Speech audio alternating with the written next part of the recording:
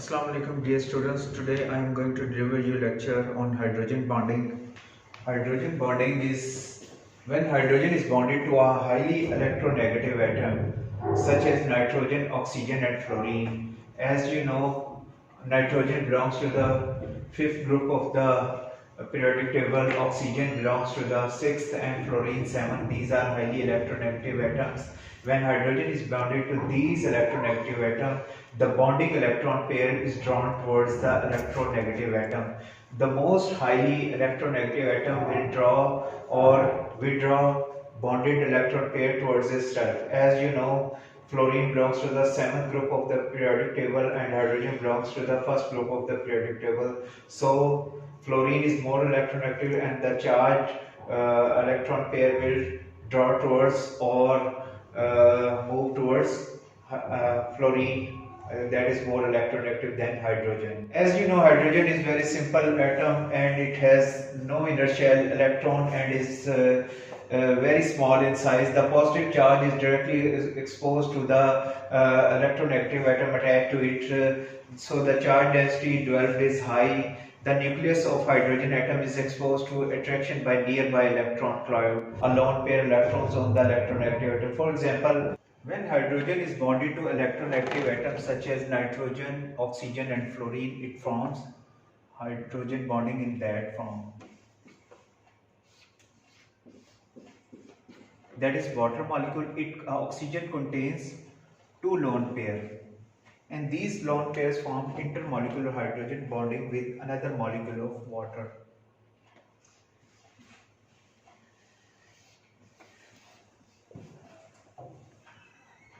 Hydrogen bonding is represented by that dotted structure that represents hydrogen bonding.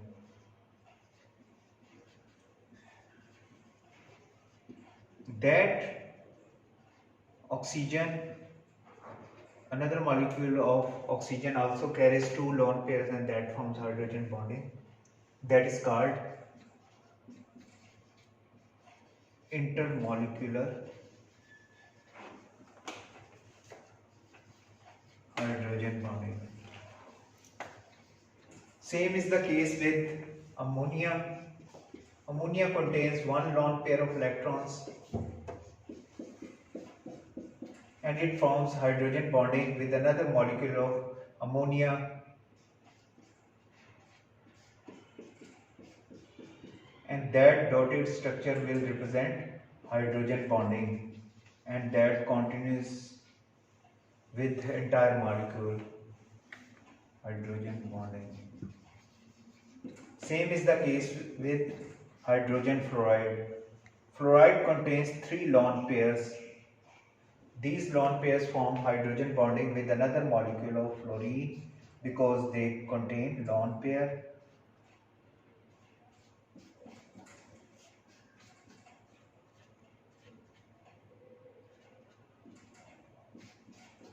So that is the hydrogen bonding between the two molecules, that is called intermolecular hydrogen bonding. Fluorine belongs to the seventh group, halogen group, oxygen belongs to the sixth group of the periodic table and nitrogen belongs to the fifth group of the periodic table. For example, fluorine that belongs to the halogen group and it belongs to the seventh group of the periodic table, and hydrogen, when it is bonded to the fluorine, it carries a partial positive charge and bonded pair is withdrawn towards fluorine. The next fluorine molecule, hydrogen fluoride molecule, the fluorine contains three lone pairs.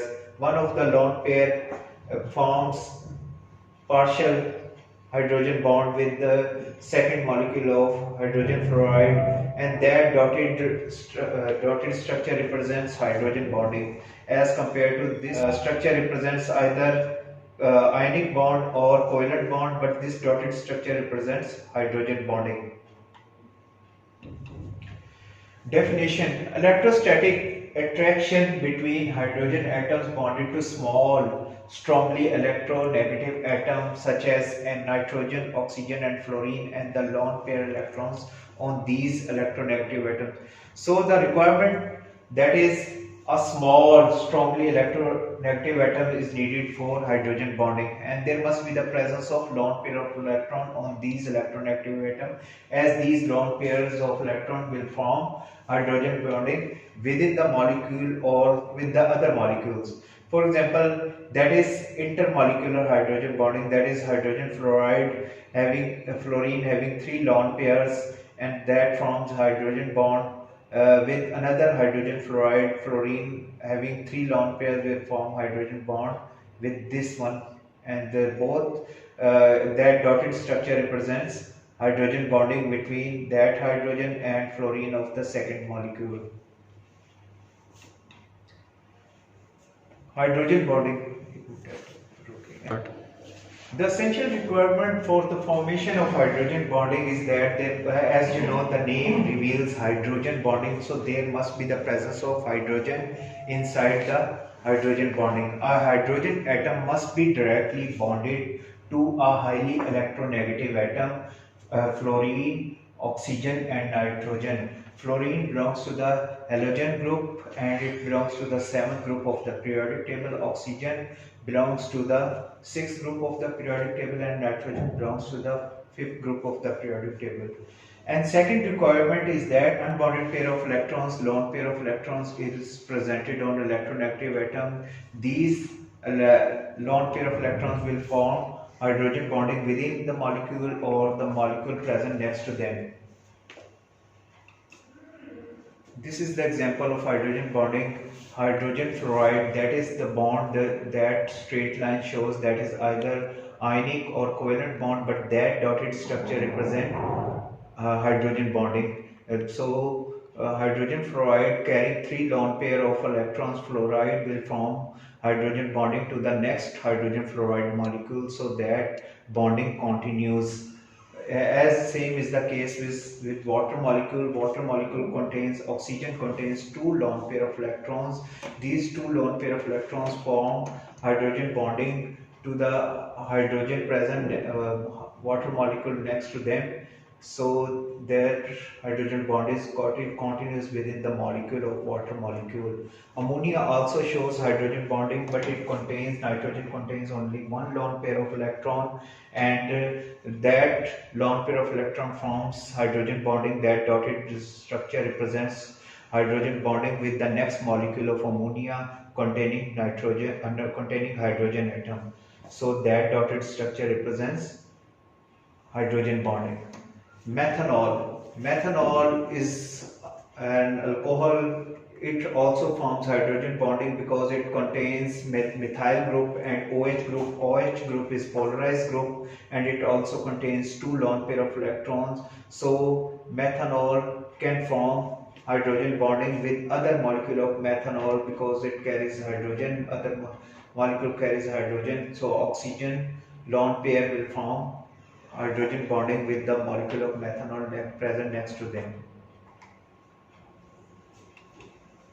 Types of hydrogen bonding. There are two types of hydrogen bonding. Intermolecular hydrogen bonding, the hydrogen bond formed between two molecules. Intramolecular hydrogen bonding is formed between two different atoms in the same molecule or within the same molecule. That intramolecular hydrogen bonding is present. Intermolecular hydrogen bond is stronger than van der Waals forces, that it carries extra energy of 8 to 30 kilojoule per mole of energy that is needed to break hydrogen bond. Another example of hydrogen bonding is intramolecular hydrogen bonding. The hydrogen bonding that is present within the molecule. The intermolecule between the molecule, intramolecular hydrogen bonding is within the molecule. So I will show you nitrophenol.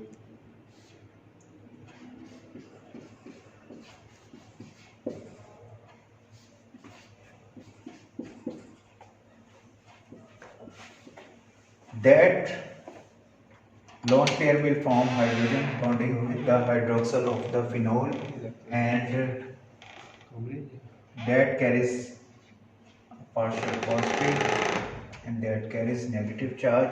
That is the hydrogen bonding within the molecule, that is called within the molecule, intramolecular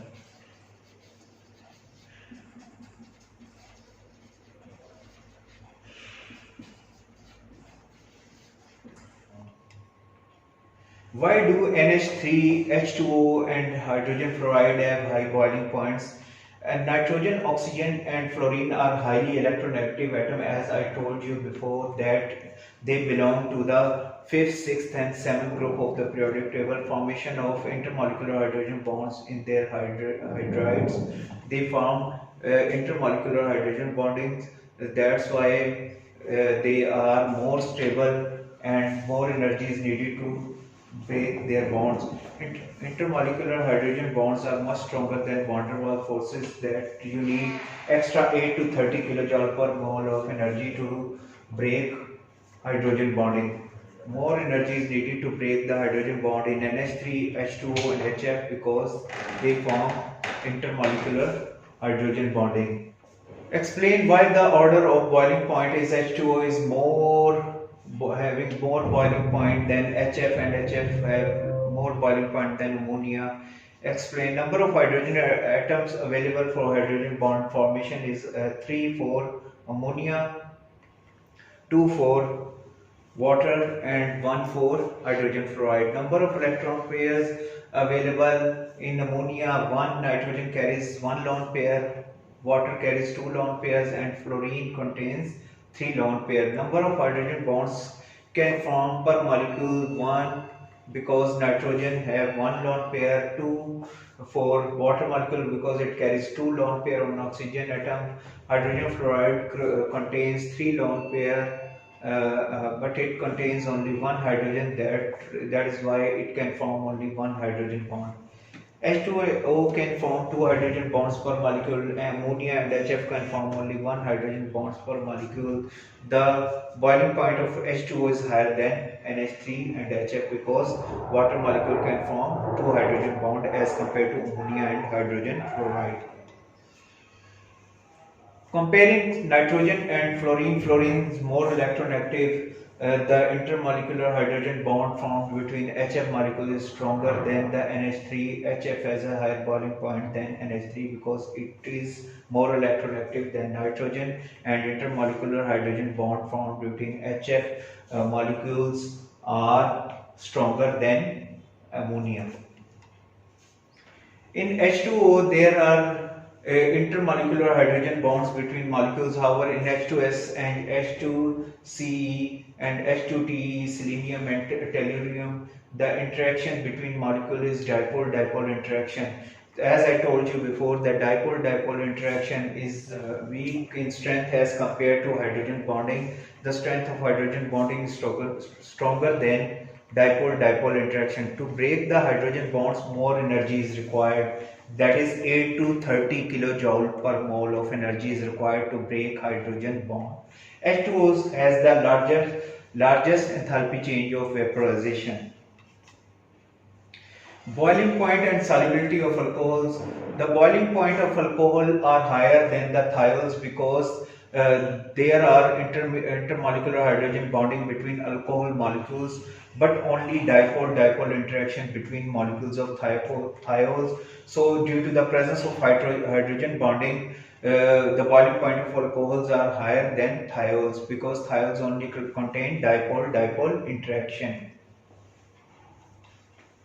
Alcohols of low molecular mass are soluble in water because they can form intermolecular hydrogen bonds with water molecules. So, ethanol contains OH group, hydroxyl group, and water also contains OH group.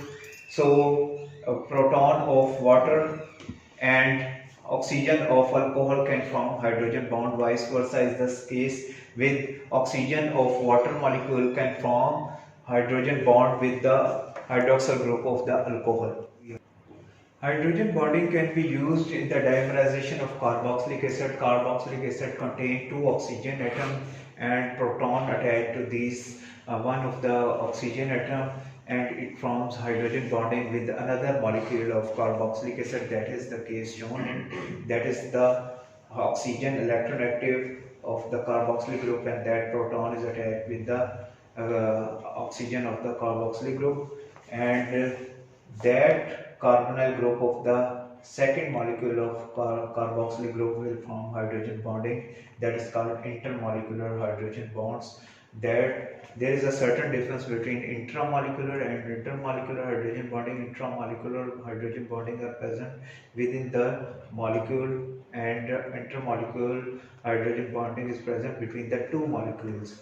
So ethanoic acid CH3COH ethanoic acid molecules form dimers through the formation of intermolecular hydrogen bond. That is dimer, that is proton, and that is attached by attracted by or forms hydrogen bond with the carbonyl group of the carboxyl group, and that is another carbonyl group, and that forms proton or hydrogen bonds with the carboxyl group with the second molecule of ethanoic acid or acetic acid.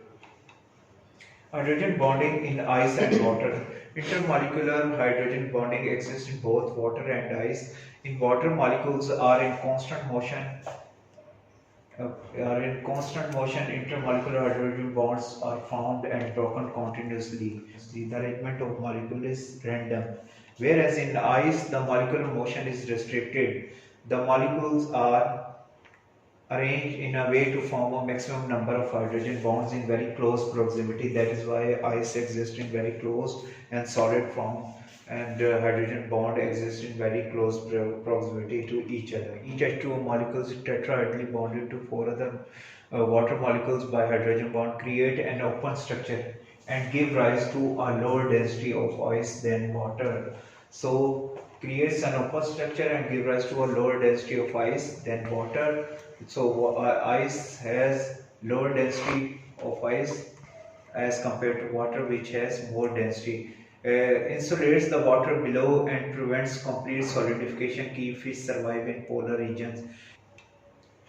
Importance of hydrogen bonding in biochemistry. Hydrogen bonding in protein, as you know, proteins are made of amino acid, that is amino, and that is carboxylic group, and that carboxylic contain a polarized hydroxyl group, and that polarized hydroxyl group, that carbonyl oxygen will form hydrogen bond of the amino group of the second amino acid. So that process continues. That linkage is called carboxyl group linkage with another amino group of the amino acid is called peptide linkage. Amino acid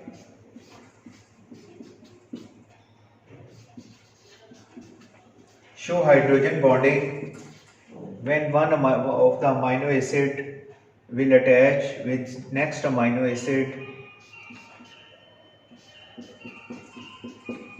Water molecule will be formed as a byproduct, and a peptide linkage is formed, that is called peptide linkage, and that forms hydrogen bonding. That dotted structure represent hydrogen bonding, or that peptide linkage is strongly bonded to each other through hydrogen bond. Hydrogen bonding in protein, the building block of protein is amino acid, or a hydrogen atom or an alkyl group, NH2 amine group, and carboxylic group stands for this. That is carboxyl group, that is amino group. R could be H or an alkyl group, and that is hydrogen.